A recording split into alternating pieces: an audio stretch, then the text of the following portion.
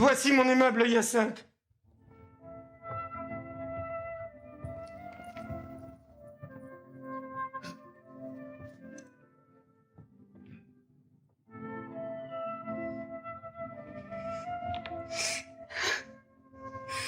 Ah, Octave!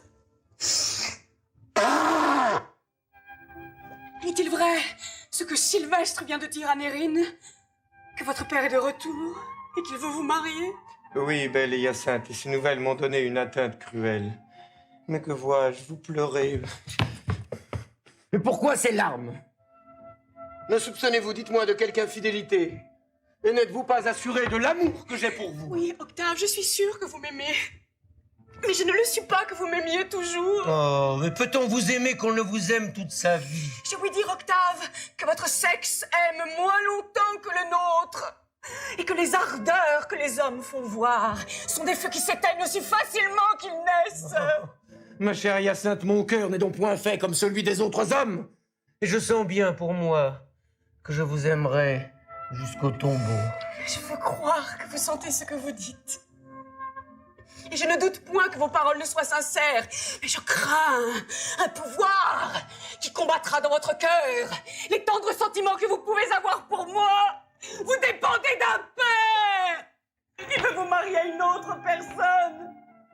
Et je suis sûre que je mourrai si ce malheur m'arrive. Non! Belle Hyacinthe, il n'y a point de père qui puisse me contraindre à vous manquer de foi. Et je me résoudrai à quitter mon pays. Et le jour même, plutôt qu'à vous quitter. J'ai déjà pris, sans l'avoir vu, une aversion effroyable pour celle que l'on me destine. Et sans être cruel, je souhaiterais que la mer l'écartât d'ici pour jamais. Ne pleurez donc point, je vous prie.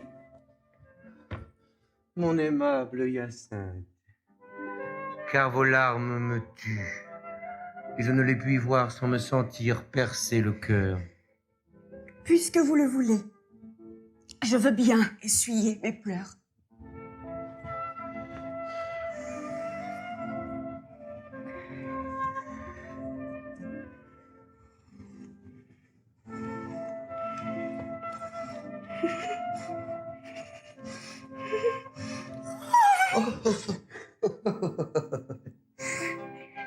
Et j'attendrai d'un œil constant ce qu'il plaira au ciel de résoudre de moi. Le ciel nous sera favorable. Il ne saurait m'être contraire si vous m'êtes fidèle. Je le serai assurément. Je serai donc heureuse.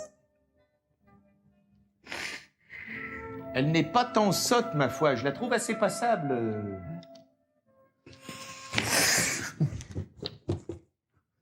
Voici un homme qui pourrait bien, s'il le voulait, nous être dans tous nos besoins d'un secours merveilleux. J'ai fait de grands serments de ne me mêler plus du monde. Mais si vous m'en priez bien fort, tous deux, peut-être. Non! S'il ne tient qu'à te prier bien fort pour obtenir ton aide, je te conjure de tout mon cœur de prendre la conduite de notre barque. Et vous? Ne me dites-vous rien?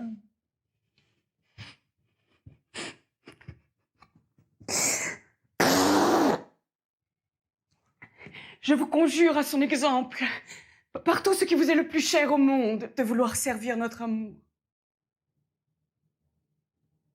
Non.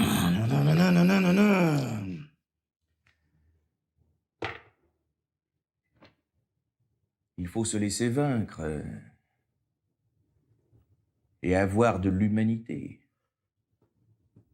Allez, je veux m'employer pour vous. Quoique... Chut!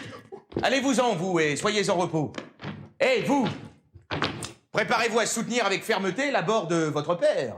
Je t'avoue que cet abord me fait trembler par avance. Et j'ai une timidité naturelle que je ne saurais vaincre. Oui, ben, il faut pourtant demeurer ferme au premier choc, de peur que sur votre faiblesse, il ne prenne le pied de vous mener comme un enfant. Là, tâchez de vous composer par étude, un peu de hardiesse, et songez à répondre résolument sur tout ce qu'il pourra vous dire.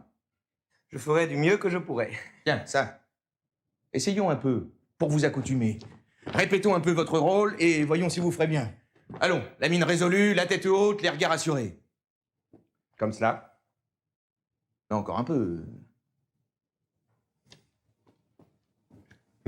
Davantage? Ainsi. Oui, bon. Imaginez-vous que je suis votre père qui arrive. Non mais répondez-moi fermement. Hein, comme si c'était à lui-même. Comment, Pandar? Vaurien, infâme, fils indigne d'un père comme moi, oses-tu bien paraître devant mes yeux, après tes bons déportements, après le lâche tour que tu m'as joué pendant mon absence? Est-ce là le fruit de mes soins, Marot? Est-ce là le fruit de mes soins? Le respect qui m'est dû, le respect que tu me conserves? Allons donc. Tu as l'insolence, fripon, de t'engager sans le consentement de ton père et de contracter un mariage clandestin? Réponds-moi, coquin. Réponds-moi. Voyons un peu de tes belles raisons. Oh, que diable, vous demeurez interdit. C'est que je m'imagine que c'est mon père que j'entends. Ben oui, c'est par cette raison qu'il faut pas être comme un innocent. Je m'en vais prendre plus de résolution et je répondrai fermement. Assurément? Assurément. Voilà votre père qui vient! Oh, ciel. Voilà. Je suis perdu. Voilà, Octave! Ah non. Octave, demeurez! Le voilà enfui, quelle pauvre espèce d'homme!